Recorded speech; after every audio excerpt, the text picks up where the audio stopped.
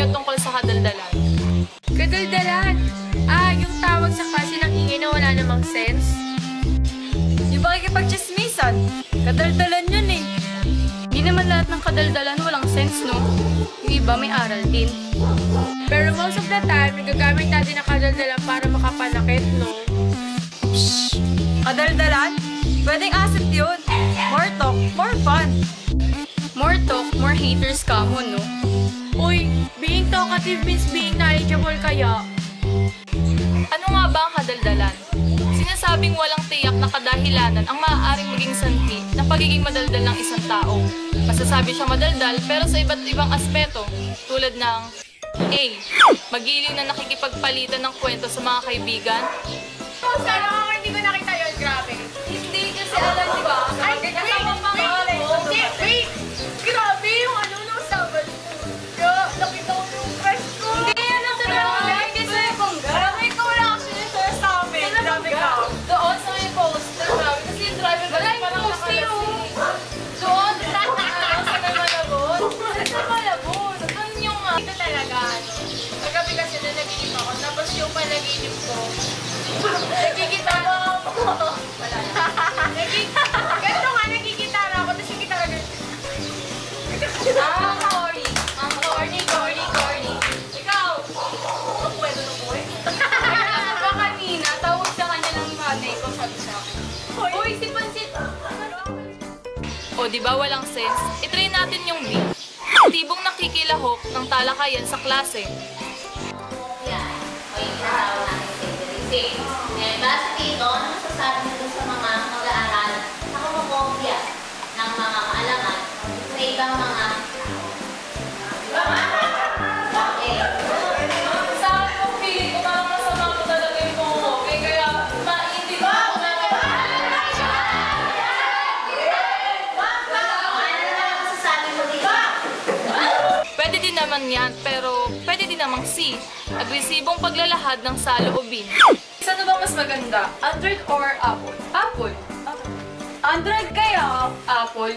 Android. Camera parang ng Apple, wala na yung Android mo. No? Da, tingnan mo yung Galaxy. Maganda rin naman ah.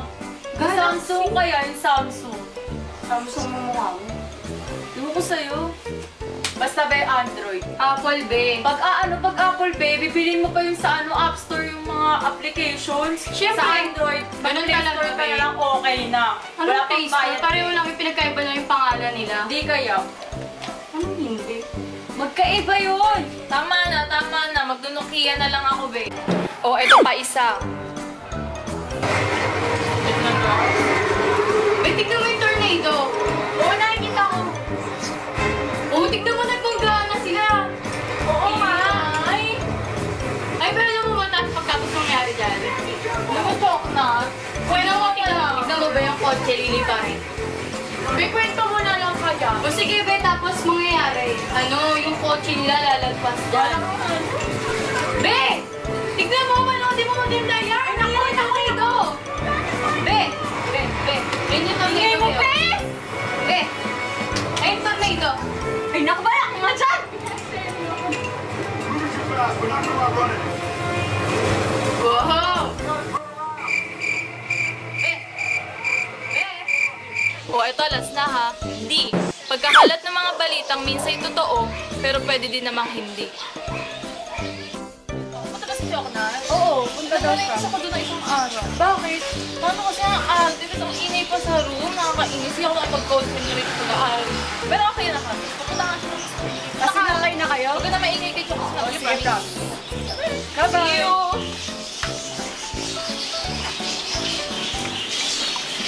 Hello, Angge! Nasaan ka na? Bilisan mo, nag-aantay ako dito. Sige. A few moments later. Hi, Jane! Uy! Hoy, ikaw! Anong ginawa mo kay RM? Wala akong ginagawa kay RM. Eh, bakit sabi niya arte-arte mo daw, tapos ang ingay-ingay mo daw, kaya siya nainis sa'yo? Wala akong ginagawa. Eh, ba't ganun sinasabi na? Lang yata yung maitim na yan eh. Kahit kailan tayo, binigyan ko pa naman siya ng cake ko. Tapos gaganunin niya lang ako. Wait lang nga. Sige. Iba't ibang way ang pagde-define natin sa salitang kadaldalan. Pero kadalasang negatibo agad ang tingin pag sinabing isa kang taong madaldal, kung kaya nagsagawa ang aming grupo ng interview sa iba't ibang lugar at hiningi ang persepsyon ng iilan tungkol sa kung paano nga ba nagiging madaldal ang isang tao at ito ang kanilang naging kasagutan. Isa sa kadahilan kung bakit nagiging madaldal ang isang individual ay, for example, lalagay ko sa akin katayuan bilang isang teacher, isa sa dahilan kung bakit magiging madaldal ang estudyante, siguro sa bakit nila hindi sila napapansin. Naghahanap sila ng atensyon mula sa kanilang mga kamag-aral o classmates na kung saan mas feeling nila na dun maglabas ng mga hinanain nila at sa tingin nila ayun yung makikinig sa kanila more than dun sa kanilang pag-perceive. Alam niyo, kung sakaling ako'y talagang madaldal, gagamitin ko ang aking kadaldalan. Una, sa tuturo ng mga magagandang bagay sa mga tao, mga good values, lalo na ang pagiging makadiyos. Kaya, gagamitin ko rin ang aking kadaldalan sa pakipag-usap sa mga taong may problema sa relationship, ganyan, na tulungan silang ayusin ang kanilang mga nasirang mga relasyon sa kanilang kamag-anak, kapitbahay at sa kanila. So, kailangan talagang gamitin yung kadaldalan sa tamang paraan para may saysay naman ang aking ang pagiging madaldal. Okay? Yun. Sa tingin ko, kaya naging madaldal ang isang tao dahil nagaya niya ito sa mga kalaro niya. Sa tingin niyo po, bakit po madaldal ang isang tao? Yung tao talagang madaldal. Parang si Kuya Buddha, no? Ito tinignan niya. Alam na tayo pagka bibili. Bakit po siya nagiging madaldal? Kasi may tinatanong ka. Katulad kaya, di ba? May tinatanong ka eh. Kaya, kailangan mong daldal. Pero yung pipi, hindi magdadaldal yun. Ay, magdadaldal pa rin siya kaya wala. Ayan. Sa tingin niyo po, bakit madaldal ang isang tao? Dahil po sa paglalaro ng Dota, nagiging madaldal ang isang tao kapag may nililigawan siya. Tingin ko kaya nagiging madaldal ang isang tao kasi baka naman nila yun sa kanilang magulang. Dahil sa yung halong-halong opinion, malay mo siya. Ikaw, bayo mano ka, gusto ka naman to. Malay mo siya marami kung alam sa kanya. Parang siya yung nagbibigay ng opinion sa akin para ilabas ko lahat yun. Parang lahat ng sekreto. Ikaw! Ano siya, special child siya. Sa bahay siguro nila, loner, ganun. Kaya pagka sa ibang bahay, ay sa ibang lugar, daldal siya. Wala siya kasing kausap sa bahay. Naghahanap ng attention. Ayun lang. Sigutong! Sa tingin ko po, kaya po katibang isang tao. Kasi po, ang sabi sa akin ng lola ko, ay pinakain na po ng anis ng baboy.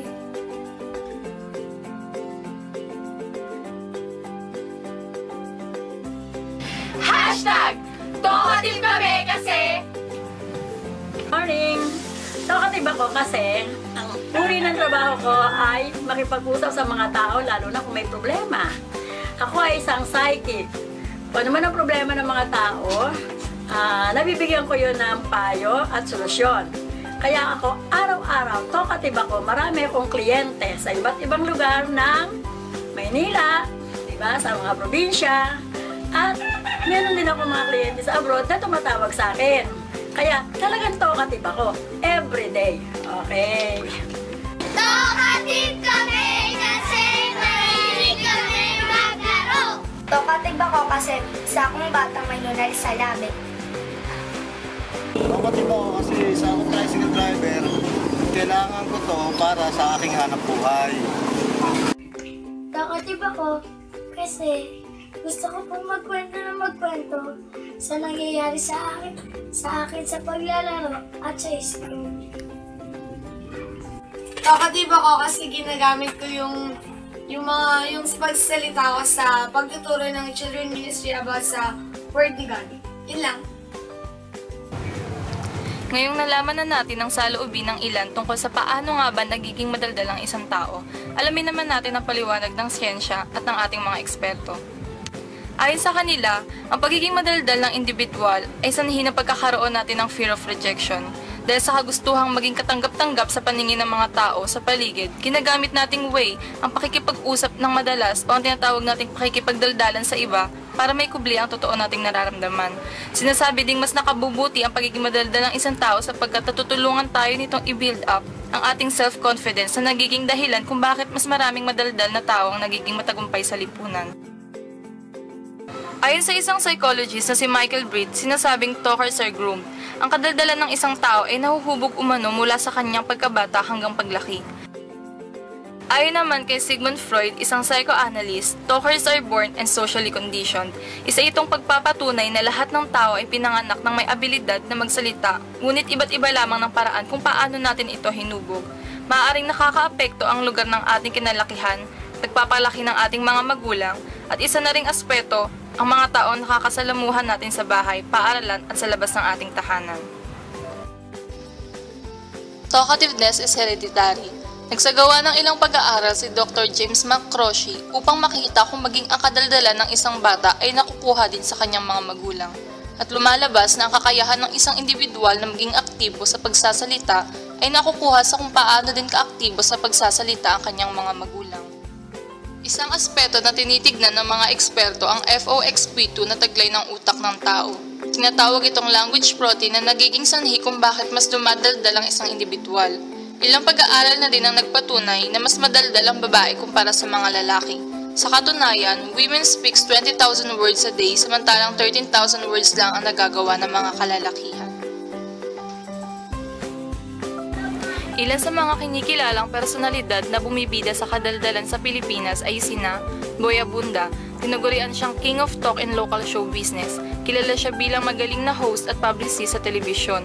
Nagkamit na siya ng maraming karangalan tulad ng Best Talk Show Host of UPLB Gandingan Awards, Best Celebrity Talk Show Host PMPC Star Awards 14. Winnie Monsod, kilala bilang Maring Winnie, isang Filipino broadcaster, host, economist, writer. Tinanghal na Best TV Program Host for Public Affairs, Women of the Year 1988, Women of the Year 1995. Miriam Defensor, tinagurian siya bilang Iron Lady of Asia.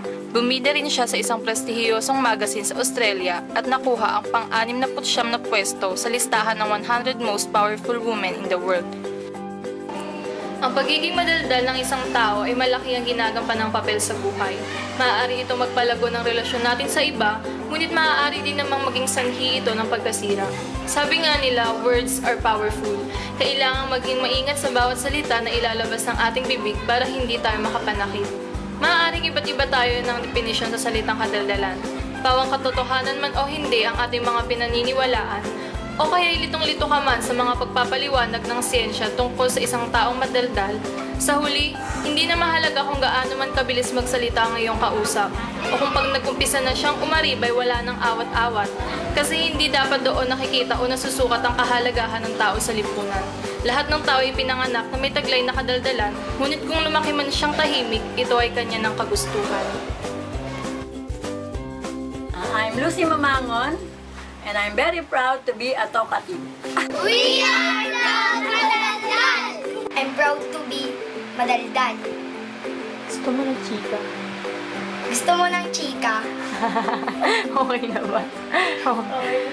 Yung lips na... We are proud to be talkative. Yo, yo.